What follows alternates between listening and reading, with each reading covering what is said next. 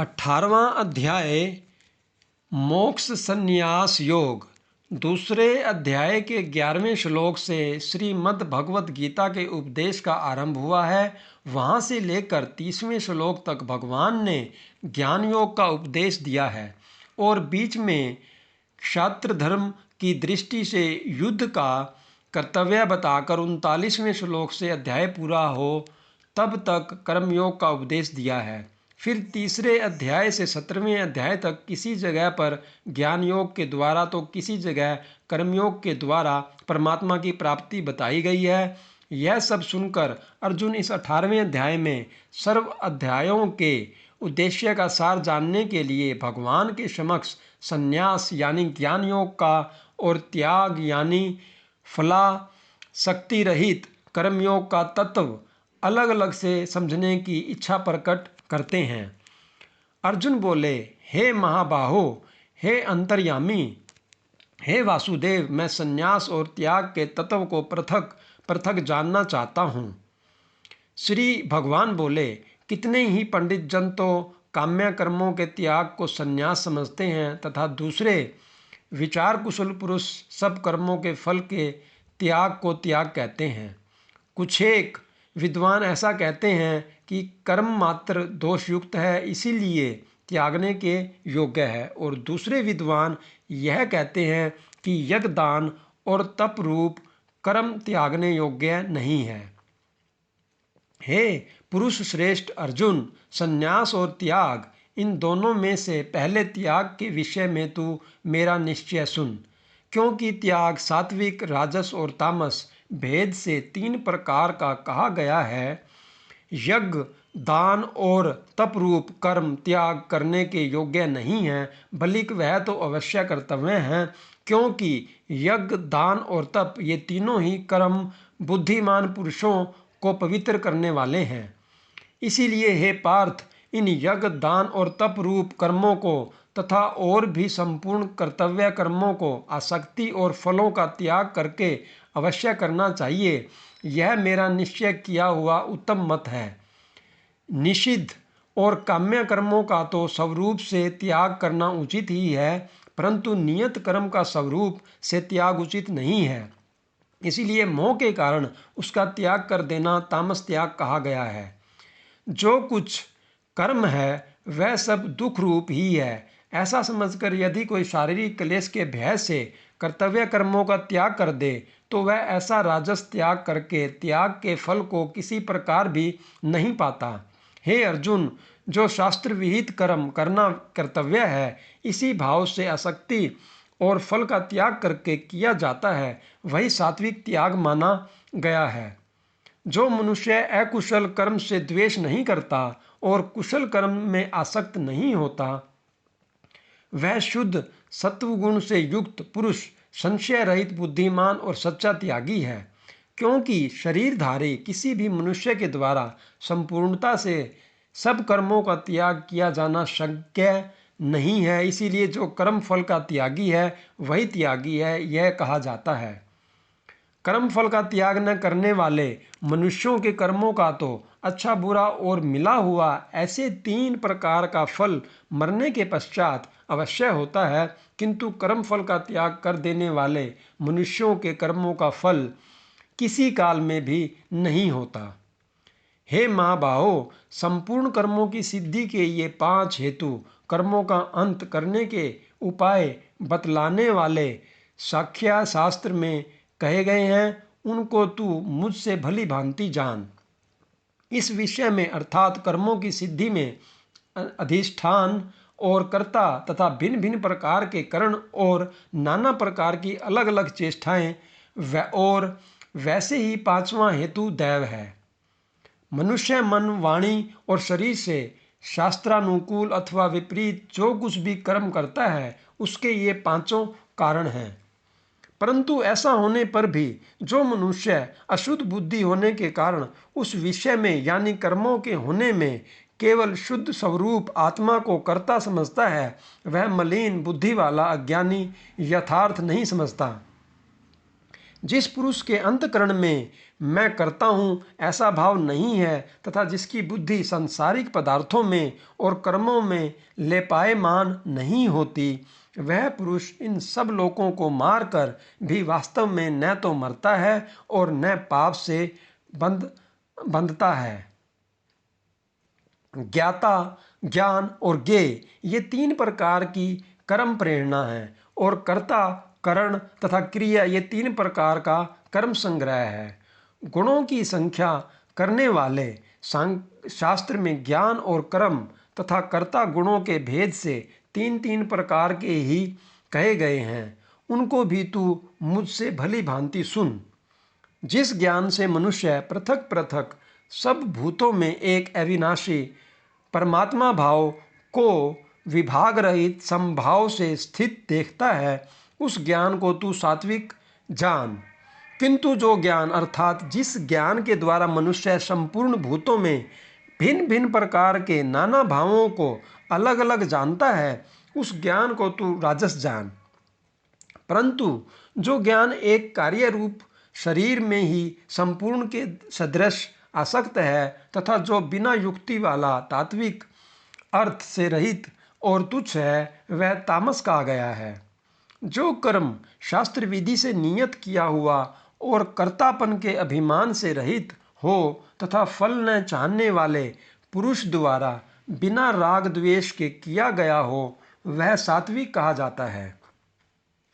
परंतु जो कर्म बहुत परिश्रम से युक्त होता है तथा भोगों को चाहने वाले पुरुष द्वारा या अहंकार युक्त पुरुष द्वारा किया जाता है, वह कर्म राजस कहा गया है। जो कर्म परिणाम, हानि, हिंसा और सामर्थ्य को न विचार कर केवल अज्ञान से आरंभ किया जाता है, वह तामस कहा जाता है।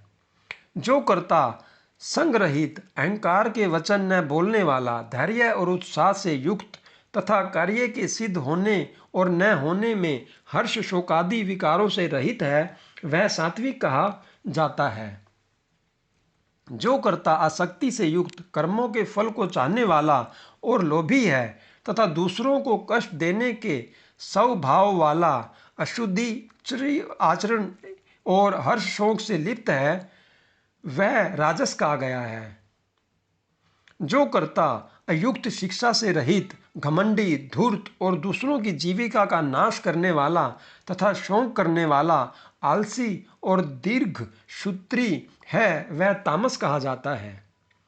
हे धनंजय, अब तू बुद्धि का और घृति का भी गुणों के अनुसार तीन प्रकार का भेद मेरे द्वारा संपूर्णता से विभाग पूर्वक कहा जाने वाला सुन।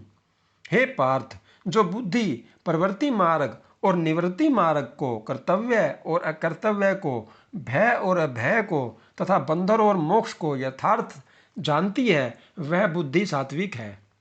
हे पार्थ, मनुष्य जिस बुद्धि के द्वारा धर्म और अधर्म को तथा कर्तव्य और अकर्तव्य को भी यथार्थ नहीं जानता, वह बुद्धि राजसी है।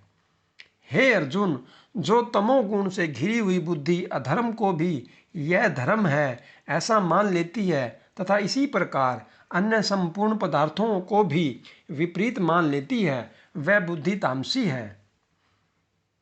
हे पार्थ, जिस अव्यभिचारिणी धारण शक्ति से मनुष्य ध्यान योग के द्वारा मन, प्राण और इंद्रियों की क्रियाओं को धारण करता है, वह घृति सात्विकी है। परंतु हे प्रथापुत्र अर्जुन, फल की इच्छा वाला मनुष्य जिस धारण शक्ति के द्वारा अत्यंत आसक्ति से धर्म, अर्थ और कामों को धारण करता है, वह धारण शक्ति राजसी है। हे पार्थ, दुष्ट बुद्धि वाला मनुष्य जिस धारण शक्ति के द्वारा निद्रा, भय, चिंता और दुख को तथा उन्मत्तता को भी नहीं छोड़ता अर्थात धारण किए रहता है, वह धारण शक्ति तामसी है। हे भरत श्रेष्ठ, अब तीन प्रकार के सुख को भी तू मुझसे सुन। जिस सुख में साधक मनुष्य भजन, ध्यान और सेवादि के अभ्यास से रमण करता है और जिससे दुखों के अंत को प्राप्त हो जाता है, जो ऐसा सुख है वह आरंभ काल में यद्यपि विष के तुल्य प्रतीत होता है, परंतु परिणाम में अमृत के तुल्य है। इसलिए वह परम मात्मिक विषयक बुद्धि के प्रसाद से उत्पन्न होने वाला सुख सात्विक कहा गया है।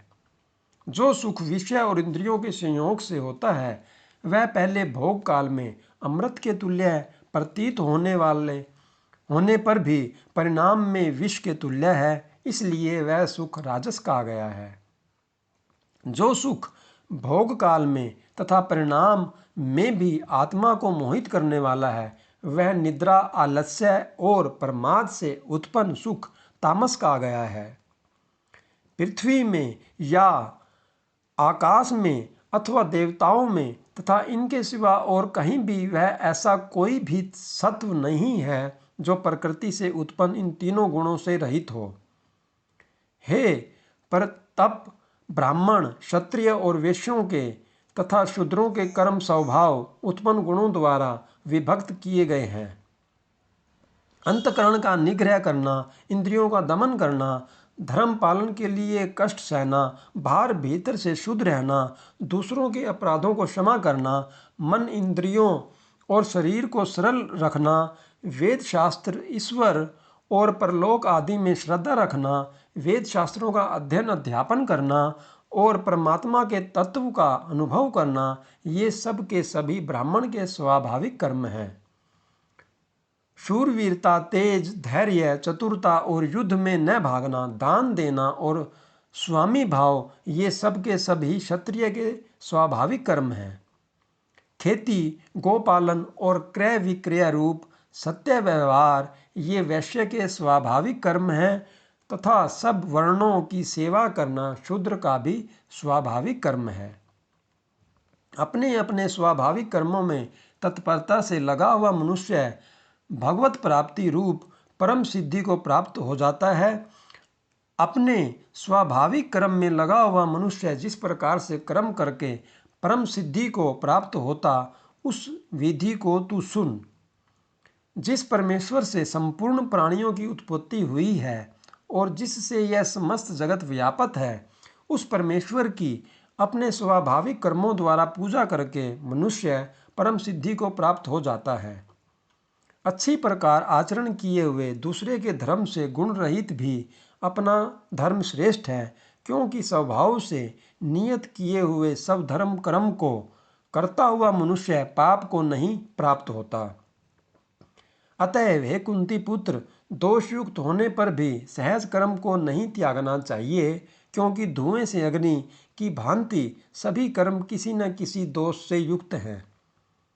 सर्वत्र आसक्ति रहित बुद्धि वाला, सप्रहार रहित और जीते हुए अंतकरण वाला पुरुष सांख्य योग के द्वारा उस परम निष्कर्मय सिद्धि को प्राप्त होता है जो कि ज्ञान योग की प्रानिष्ठा है। उस निष्कर्मय सिद्धि को जिस प्रकार से प्राप्त होकर मनुष्य ब्रह्म को प्राप्त होता है, उस प्रकार हे कुंती पुत्र, तू संक्षेप में ही मुझसे समझ। विशुद्ध बुद्धि से युक्त तथा हल्का, सात्विक और नियमित भोजन करने वाला, शब्दादि विषयों का त्याग करके एकांत और शुद्ध देश का सेवन करने वाला, सात्विक धारण शक्ति के द्वारा अंतकरण और इंद्रियों का संयम करके मन, वाणी और शरीर को वश में कर लेने वाला तथा अहंकार, बल, घमंड, काम, क्रोध और परिग्रह का त्याग करके निरंतर ध्यान योग के परायण रहने वाला, ममता रहित और शांति युक्त पुरुष सच्चिदानंद ब्रह्म में अभिन्नभाव से स्थित होने का पात्र होता है।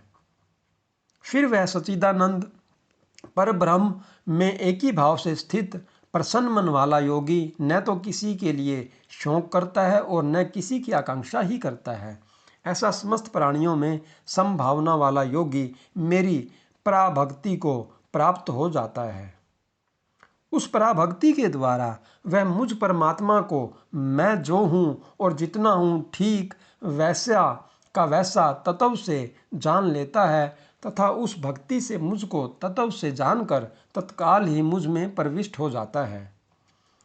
मेरे परायण हुआ कर्मयोगी तो संपूर्ण कर्मों को सदा करता हुआ भी मेरी कृपा से सनातन अविनाशी परम पद को प्राप्त हो जाता है।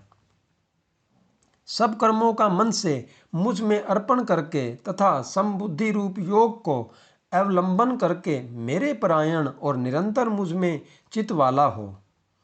उपर्युक्त प्रकार से मुझ में चित वाला होकर तू मेरी कृपा से समस्त संकटों को अनायास ही पार कर जाएगा, और यदि अहंकार के कारण मेरे वचनों को न सुनेगा तो नष्ट हो जाएगा, अर्थात परमार्थ से भ्रष्ट हो जाएगा। जो तू अहंकार का आश्रय न लेकर यह मान रहा है कि मैं युद्ध नहीं करूंगा, तो तेरा यह निश्चय मिथ्या है, क्योंकि तेरा स्वभाव तुझे जबरदस्ती युद्ध में लगा देगा। हे कुंती पुत्र, जिस कर्म को तू मोह के कारण करना नहीं चाहता, उसको भी अपने पूर्वकृत स्वाभाविक कर्म से बधा हुआ परवश होकर करेगा।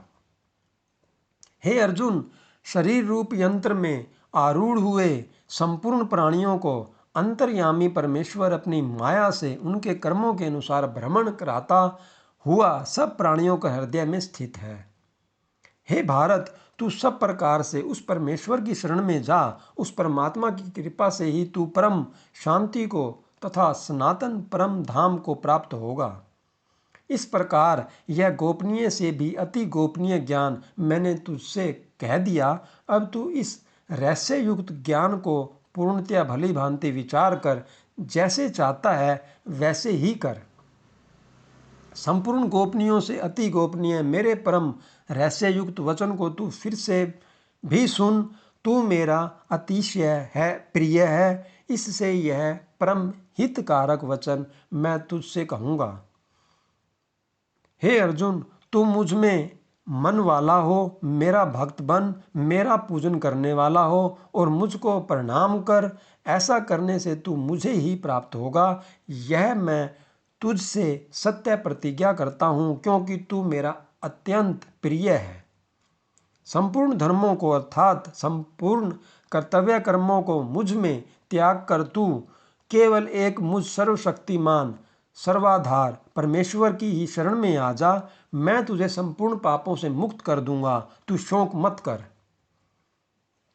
तुझे यह गीता रूप रहस्यमय उपदेश किसी भी काल में न तो तप रहित मनुष्य से कहना चाहिए, न भक्ति रहित से, और न बिना सुनने की इच्छा वाले से ही कहना चाहिए, तथा जो मुझ में दोष दृष्टि रखता है उससे तो कभी नहीं कहना चाहिए। जो पुरुष मुझ में परम प्रेम करके इस परम रहस्य युक्त गीता शास्त्र को मेरे भक्तों से कहेगा, वह मुझको ही प्राप्त होगा, इसमें कोई संदेह नहीं। उससे बढ़कर मेरा कोई प्रिय कार्य करने वाला मनुष्यों में कोई भी नहीं है, तथा पृथ्वी भर में उससे बढ़कर मेरा प्रिय दूसरा कोई भविष्य में होगा भी नहीं। जो पुरुष इस धर्म में हम दोनों के संवाद रूप गीता शास्त्र को पढ़ेगा, उसके द्वारा भी मैं ज्ञान यज्ञ से पूजित होऊंगा, ऐसा मेरा मत है। जो मनुष्य श्रद्धा युक्त और दोष दृष्टि से रहित होकर इस गीता शास्त्र को श्रवण भी करेगा, वह भी पापों से मुक्त होकर उत्तम करने वालों के श्रेष्ठ लोकों को प्राप्त होगा। हे पार्थ, क्या इस गीता शास्त्र को तूने एकाग्र चित्त से श्रवण किया? और हे धनंजय, क्या तेरा अज्ञान जनित मोह नष्ट हो गया? अर्जुन बोले, हे अच्युत, आपकी कृपा से मेरा मोह नष्ट हो गया और मैंने समृद्धि प्राप्त कर ली है। अब मैं संशय रहित होकर स्थित हूँ, अतः आपकी आज्ञा का पालन करूँगा। संजय बोले, इस प्रकार मैंने श्री वासुदेव के और महात्मा अर्जुन के इस अद्भुत रहस्य युक्त रोमांचकारक संवाद को सुना। श्री व्यास जी की कृपा से दिव्य दृष्टि पाकर मैंने इस परम गोपनीय योग को अर्जुन के प्रति कहते हुए स्वयं योगेश्वर भगवान श्री कृष्ण से प्रत्यक्ष सुना है। हे राजन, भगवान श्री कृष्ण और अर्जुन के इस रहस्य युक्त कल्याणकारक और अद्भुत संवाद को पुनः पुनः स्मरण करके मैं बार बार हर्षित हो रहा हूँ। हे राजन, श्री हरि के उस अत्यंत विलक्षण रूप को भी पुनः पुनः स्मरण करके मेरे चित्त में महान आश्चर्य होता है और मैं बार बार हर्षित हो रहा हूँ। हे राजन, जहाँ योगेश्वर भगवान श्री कृष्ण हैं और जहाँ गांडीव धनुषधारी अर्जुन है वहीं पर श्री विजय, विभूति और अचल नीति है, ऐसा मेरा मत है। इस प्रकार उपनिषद, ब्रह्म विद्या तथा योग शास्त्र रूप श्रीमद् भगवद गीता के श्री कृष्ण अर्जुन संवाद में मोक्ष संन्यास योग नामक 18वां अध्याय संपूर्ण हुआ। ओम।